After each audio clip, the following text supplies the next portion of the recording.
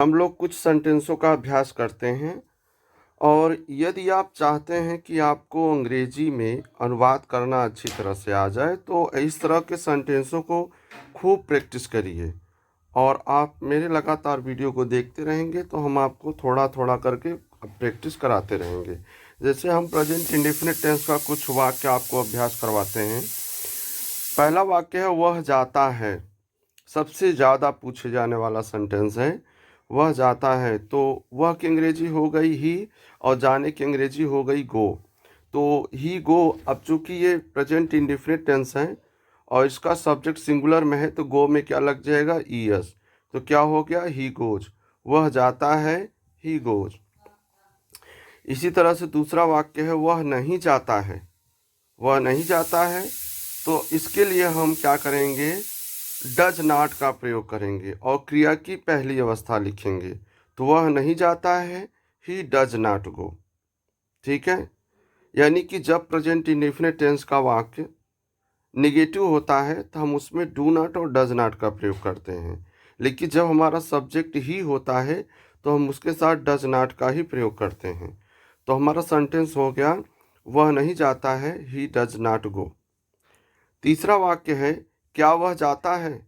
अब देखिए present indefinite tense का एक रूल है कि यदि कोई भी सेंटेंस आपके सामने आए और उसमें प्रश्न सूचक शब्द क्या पहले आए तो हम डू डज को सब्जेक्ट से पहले लिख देते हैं। तो क्या हो जाएगा, डज ही गो। क्या वह जाता है, डज ही गो। इसी तरह से हम चौथा वाक्य देखते हैं। अगर इंट्रोगेटिव सेंटेंस नकारात्मक भी हो तो सब्जेक्ट के बाद नॉट लगा देते हैं। तो इस तरह से जैसे क्या वह नहीं जाता है तो क्या हो जाएगा, डज ही नॉट गो।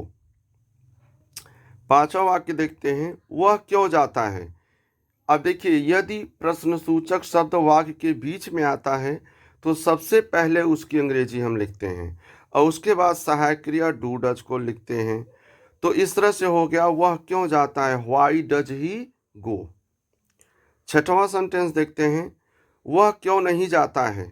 अब देखिए यदि इंट्रोगेटिव सेंटेंस नकारात्मक भी हो तो सब्जेक्ट के बाद नॉट लगा देते हैं। वह क्यों नहीं जाता है, व्हाई डज ही नॉट गो। सातवां वाक्य देखिए वह कहाँ जाता है।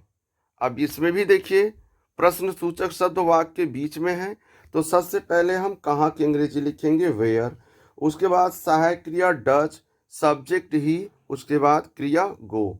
वेयर डज ही गो और लास्ट में क्वेश्चन मार्क जरूर लगाएंगे। आठवां सेंटेंस है देखिए वह कब जाता है।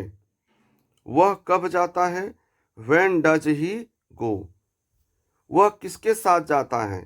अब ये वाक्य देखिए वह किसके साथ जाता है तो किसके साथ, ये सब्जेक्ट की मतलब ये शब्द की अंग्रेजी सबसे पहले बनेगी, विद हुम। उसके बाद सहायक क्रिया does he go, with whom does he go. वह किसके साथ जाता है। 10वां वाक्य देखिए वह कहाँ नहीं जाता है। तो सबसे पहले हम कहाँ की अंग्रेजी क्या लिखे, वेयर।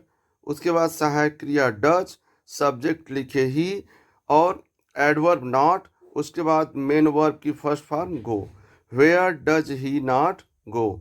इस तरह से आज आपने